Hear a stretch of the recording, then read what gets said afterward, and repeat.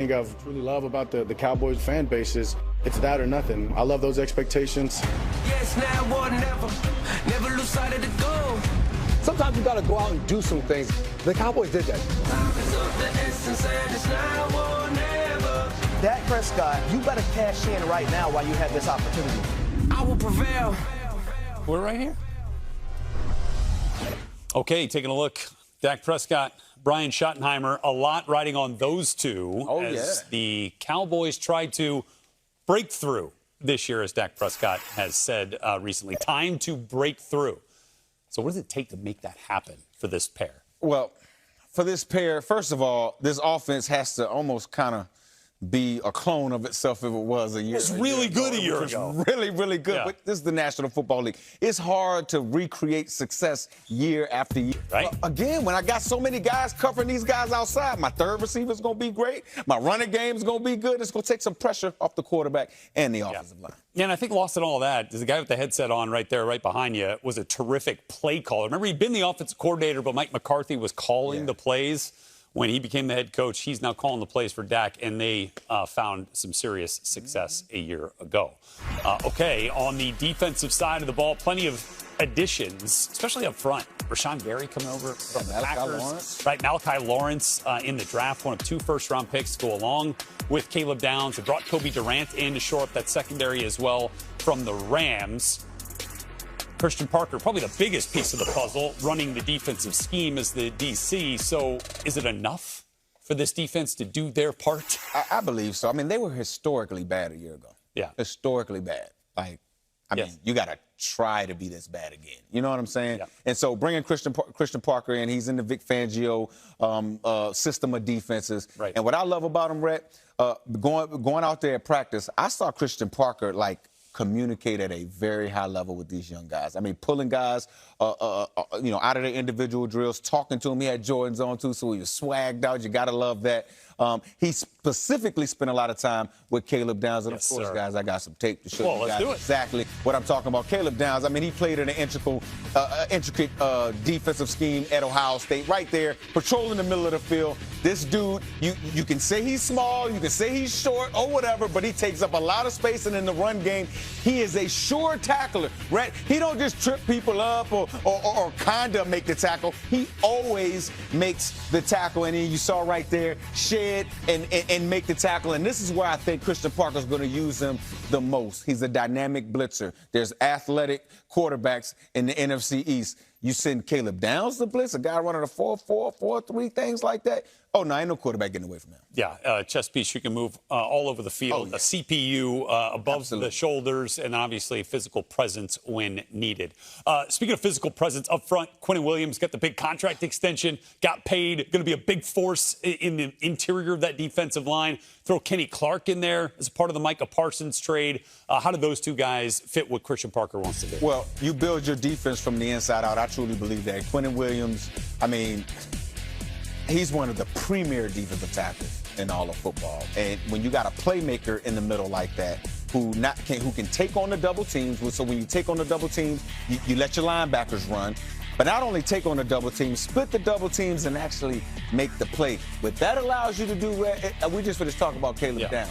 Yeah. That allows Caleb Downs, instead of being in the box, that allows Caleb to back on up and be an extra body in coverage to get some, turnovers to give it back to Dak Prescott in this high-powered offense. Yeah, no question. And then, you throw in Rashawn Gary there off the edge. And if they can get something out of Malachi Lawrence and another rookie we'll talk about on that Dallas defense here in just a little bit. Still to come, though, here on Game Day Final, back to some fireworks from Empower Field at Mile High when both starting quarterbacks, Jordan Love, Bo Nix, rocking and rolling on a Friday night. The plan, as laid out by Todd Monken, Deshaun Watson gets the start in the first preseason game, and then it's Shedor's show in the second preseason game, which, of course, is Saturday, kicking off our live quadruple header at 1 o'clock. They'll battle the Buffalo Bills, and so both QBs will still see action. But what do we need to see from Shedor in order for him to stake a claim to QB1 once the regular season starts? I need to see Shedor play clean. I need to see him get into a rhythm. I need to see him hit his back step, take a hitch, and just let the ball go. And it seems like Shedor sometimes gets caught up in trying to find the big play. Yeah. But as you can see, he can do this. He can, like the first play of last week, he hit his fifth step and let the ball go to a deep comeback. This is what I need to see. Again, zero coverage, stood in the pocket, understood the coverage, saw what was going on, laid the ball out, threw his receiver open. Now, later on in the game, he threw an interception, but this was to the right guy.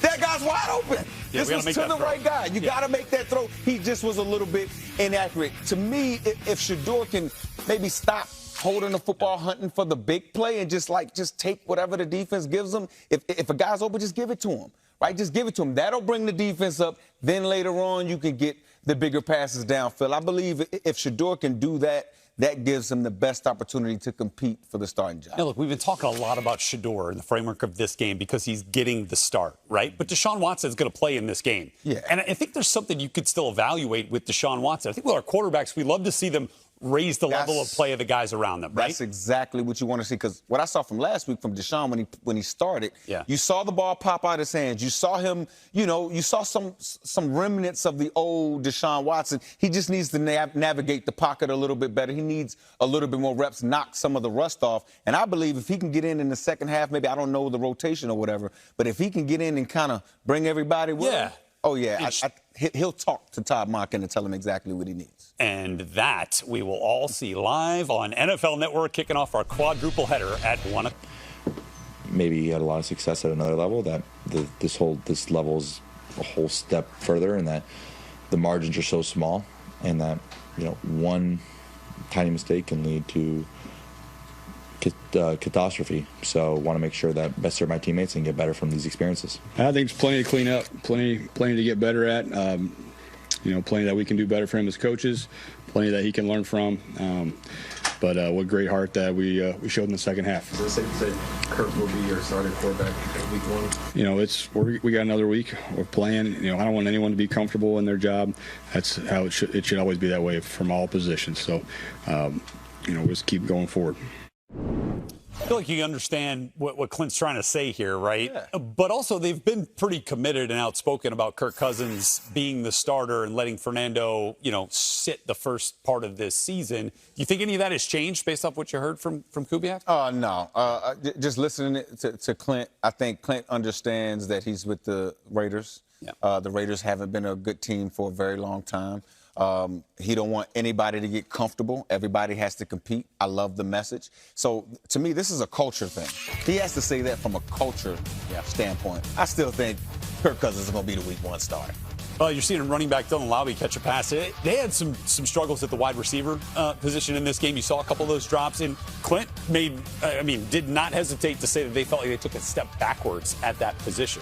Well, they got to have some help there. Well, and that's why you play these preseason games. You want to get it on tape. That's why I think Clint, when he was asked those questions, you almost saw a smirk in his face, because you got to put it on tape so that you can learn from it, right? Like you got to have it on tape so that the guys can see on tape what they're doing wrong, so you can get all the culture points. And I believe if this guy Fernando Mendoza can respond in season like he did for that pick, because again he threw a pick and then they went 3 and out the next series, but the series after that he drove them and put them into scoring range. They got a field goal out of it.